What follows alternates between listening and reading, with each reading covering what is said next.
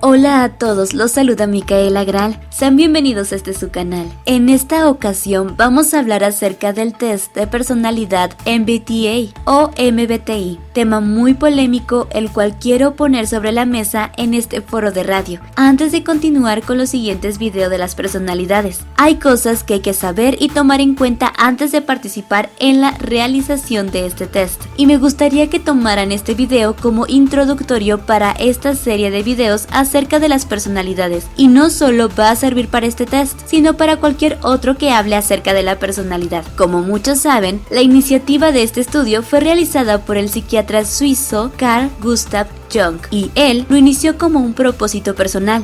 Les explico el porqué. Todos los seres humanos nacemos con ciertas funciones cognitivas. Imaginemos estas como unas barritas indicativas que tienen un cierto porcentaje inicial, las cuales se van desarrollando, evolucionando o adquiriendo necesidades a través del crecimiento, sensaciones y o vivencias personales. Pero las principales con las cuales nace cualquier ser humano son las siguientes: social, afectivo, motor, lenguaje y pensamiento. Desde que nace un bebé, este tiene necesidades y necesita satisfacer sus necesidades.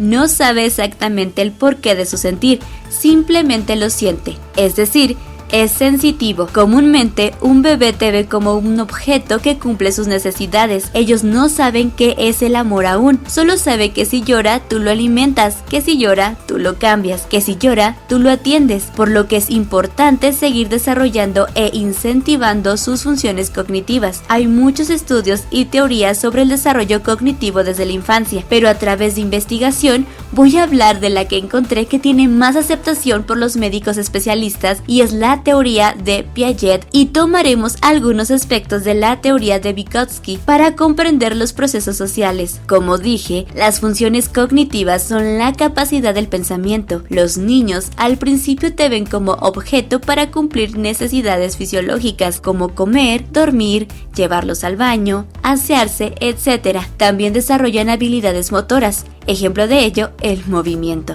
o la necesidad de empezar a ir conociendo el mundo desde su perspectiva, desplazarse sin que otro ser necesite llevarlo. Se vuelven investigadores de sus alrededores, lo que los lleva a querer interpretar el mundo a su manera. Tienen su propia lógica y forma de conocer. Después desarrollan la necesidad de comunicarse para que entiendan lo que quieren. Esto lo hacen desde que nacen, por lo que intentan ese tipo de comunicación a gritos y llantos, hasta que comprenden que tienen que aprender a hacerlo y se adaptan a la forma de comunicación que tienen los otros e imitan los sonidos que nota que tienen un efecto hacia la otra persona. Se ven obligados a evolucionar esa forma de comunicación y por eso desarrolla el habla. Después necesitan la interacción con otras personas u otros niños, por lo que buscan la atención, y con esta inicia su desarrollo social y afectivo.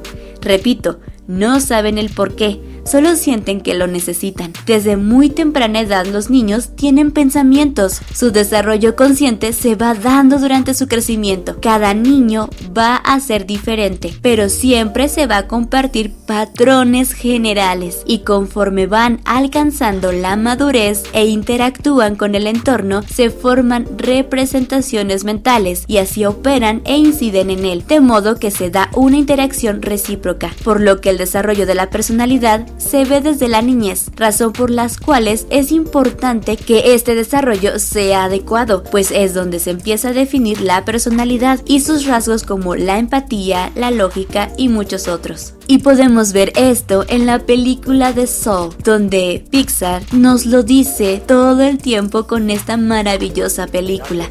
Damos a las nuevas almas una personalidad única e individual. Yo soy un escéptico afable, prudente a la vez que extravagante. Yo soy tímido e irritable y con una curiosidad desbordante. Yo soy un megalómano manipulador tremendamente oportunista. A este no va a haber quien le aguante. Pero eso es problema de la Tierra, no Y es ahí donde nacen las teorías generales respecto a un punto patronal de personalidad. Jung siempre se consideró una persona introvertida, pero el inquietarse de sus propios complejos personales y de sus condiciones le dio un sentido espiritual interpretativo. Conocer la razón de su ser lo llevó a darle nombre a estas interpretaciones, que con el tiempo serían llamadas el inconsciente y el psicoanálisis. Es decir, él creía que todo tenía una razón de ser. Él tenía la inquietud de saber qué tantas personas podían pensar igual que él, o cuántas personas podían pensar igual que otras y tener comportamientos parecidos o similares, o qué tanta diversidad existía, y la manera en la que el ser humano podía actuar ante situaciones similares. Y base a su estudio, descubrió 8 tipos de personalidad en un inicio, hasta el momento de su investigación. Como no fue una teoría del todo explícita o completa, no se tomó como algo al 100% verídica. A Catherine Briggs le pareció fascinante esta teoría, y es que la fascinación también venía impregnada en las venas de su hija, a quien de igual manera le interesó la teoría de Jung. La teoría de Jung y Briggs se basa en las siguientes dicotomías: E de extroversión y de introversión, el cual mide si prefieres enfocarte en el mundo exterior o en tu mundo interior. S de sensorial o sensitivo. N de intuitivo. Cuando te llega información, ¿cómo la procesas? Es decir, que la recibes por los sentidos o tratas de interpretar y buscar sentido. Ejemplo, cuando una persona te dice algo, pero la notas rara y dices, no sé, pero sentí que me mintió. Es como si supieras que algo va a pasar solo porque lo sientes. Y cuando es intuitivo, dices algo como, no sé, pero presiento que miente, actuó algo extraño. Hay algo que no me cuadra porque ves qué tipo de comportamiento tuvo. T de pensamiento o think. F de emocional o feeling. Cuando tomas decisiones, ¿en qué te basas? ¿En la lógica o en las circunstancias especiales o sentimientos de la gente? La de calificador o juicioso, que se representa con la J, y P de perceptivo. Estas dicotomías evalúan si cuando interactúas con el mundo exterior prefieres tener las cosas planificadas o te mantienes abierto a nuevas opciones.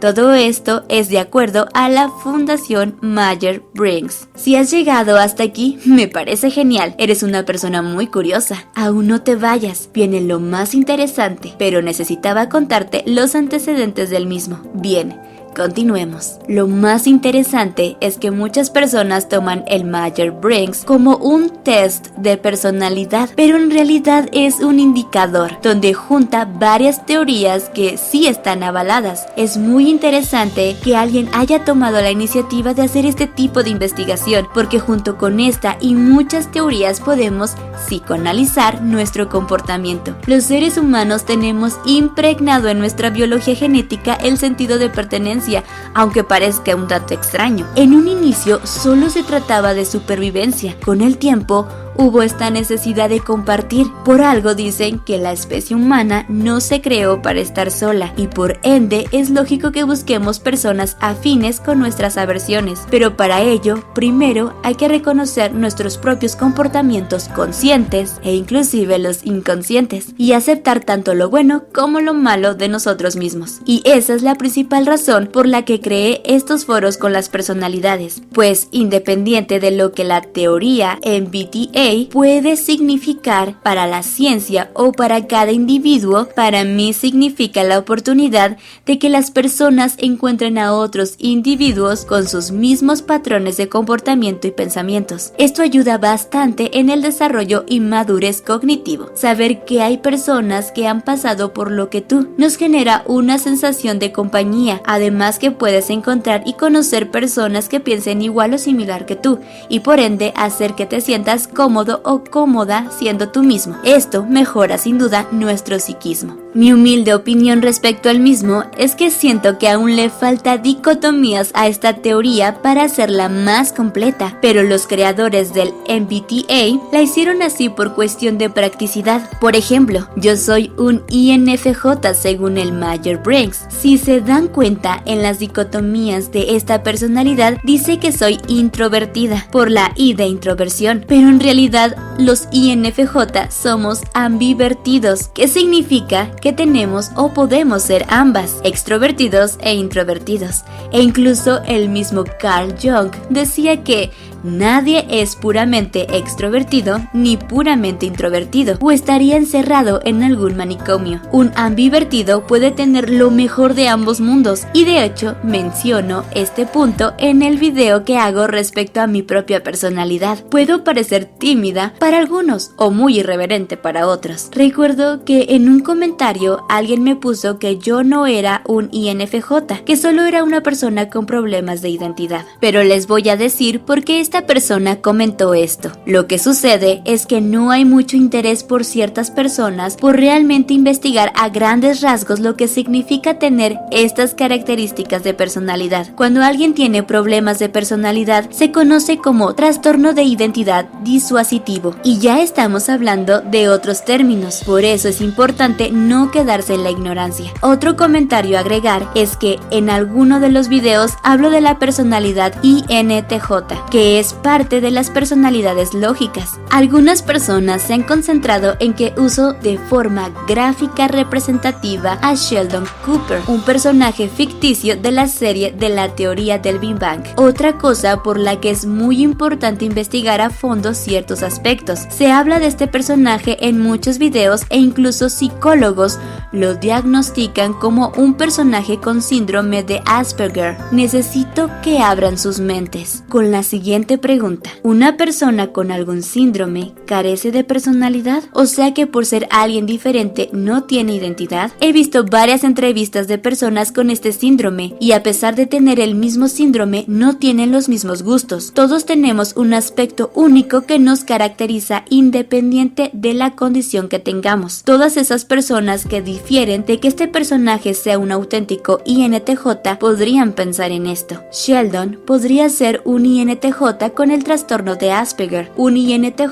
tiene muchas características. No es un antisocial, solo es selectivo. No le gustan las relaciones porque no es bueno con ellas, y eso es por ser introvertido, pero no quiere decir que no disfrute estando con alguien. Alguien con Asperger no es empático, pero no porque no le gustaría serlo, sino porque no sabe cómo serlo. Inclusive le gustaría que alguien fuera empático con él, y en un capítulo del joven Sheldon, este se muestra empático con su madre e inclusive refuta su propia creencia por un momento solo para reconfortarla. Dicho personaje tuvo muchos cambios durante el desarrollo de la trama. Los productores y escritores estuvieron trabajando con él, por lo que algunas personas dicen que es un ISTJ.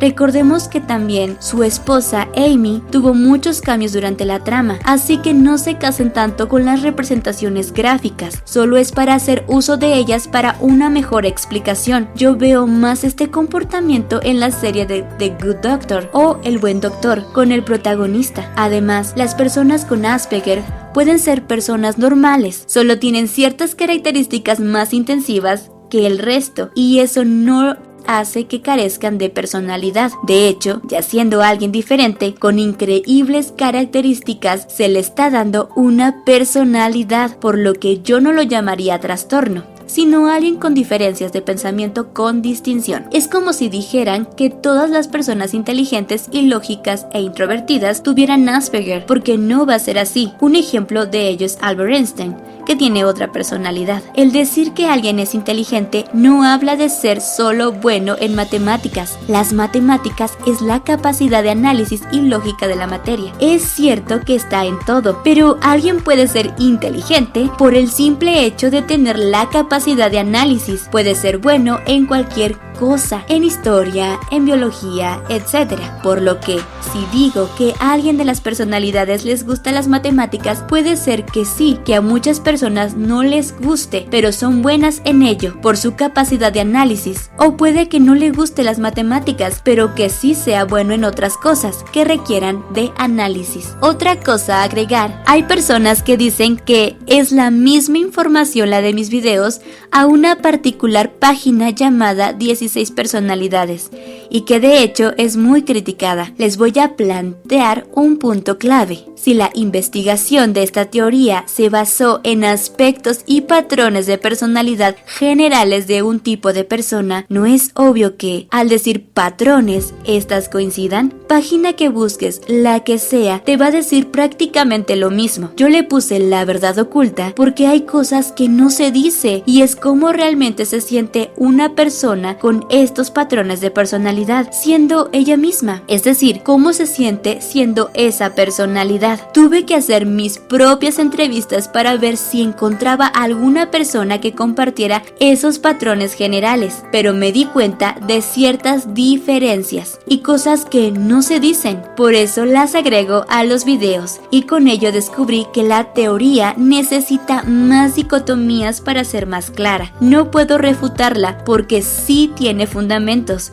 si no, no sería un éxito. Lo que sí tomé de esta página, y es porque tiene una lógica, es las variantes de identidad. Como dije, somos diversos. Puede que coincidas bastante con alguien más en pensamientos o ciertos patrones, pero no en la misma intensidad, y esto te podría confundir. Es decir, en todo estás de acuerdo, pero pongamos un ejemplo. Eres una persona emocional y te importan las personas, pero cuando alguien te insulta, te duele, te sientes mal, pero no le haces ver la importancia que le has dado al asunto. Lo piensas y llegas a la conclusión de que no hay que sufrir tanto por ello, que es mejor sanarlo antes de que te cause una herida. Ahora, digamos que hay otra persona que piensa igual que tú, pero la intensidad de su sentir es la variante determinante en marcar la diferencia, y es como toma la misma situación que tú, pero a este sí le afecta en el instante y refleja en sus emociones cómo le hizo sentir eso,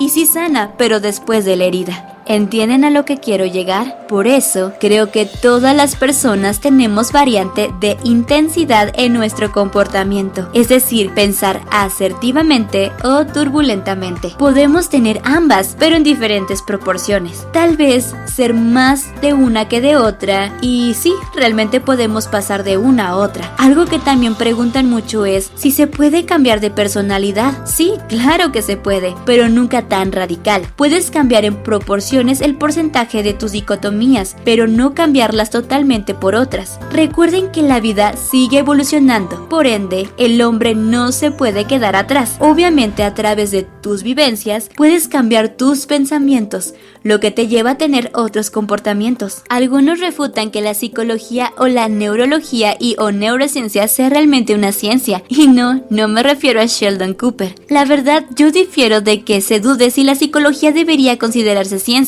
pues realmente conocer la mente humana es todo un reto y una constante investigación, porque está llena de misterios. Si hubiera siempre un único patrón, tal vez ya habría cura para la psicopatía, sociopatía o el narcisismo, porque recuerden que no todos los trastornos son emocionales, sino algunos ya vienen de nacimiento, pues derivan de algún químico no nivelado o faltante en nuestro cerebro, como la bipolaridad, trastorno que es tratable pero aún no curable y es poco comprendido. Ahora, recuerden que todos somos únicos, y lo dice también la huella digital, que misteriosamente, o tal vez no tanto, a pesar de que somos billones de personas, no es igual.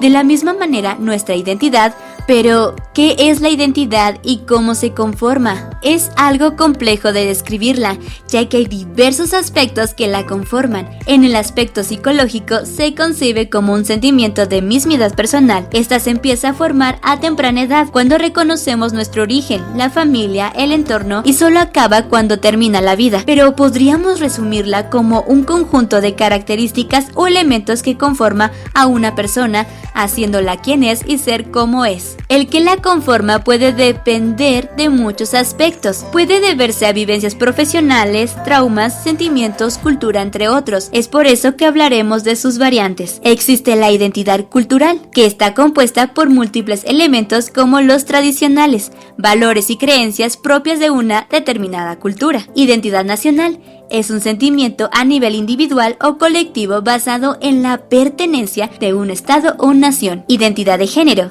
es un conjunto de pensamiento y sentimientos de una persona que le permiten identificarte como una categoría de género. Obviamente, se trata de un concepto diferente al de identidad sexual. Identidad personal. Estas son propias de una persona y la concepción que tiene de sí misma en relación del resto de las personas.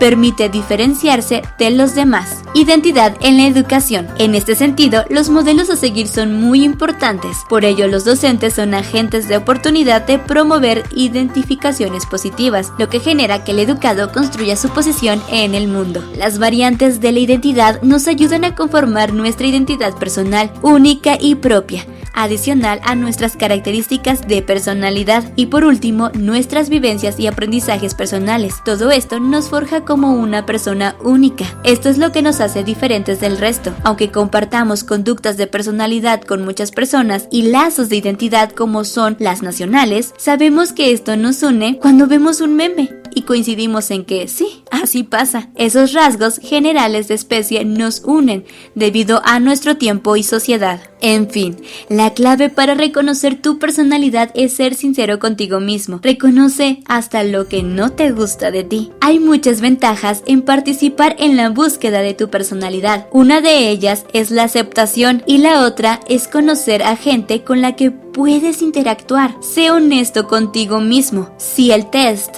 te da una personalidad con la que no te identificas, sigue buscando y no culpes al test. Infórmate y continúa en la aventura, pues tú te conoces más que nadie. Además, puedes intentar con otro tipo de test. Les comparto esta investigación porque dice un sabio: el peor mal de la humanidad es la ignorancia, y yo reconozco que no lo sé todo, por eso sigo estudiando.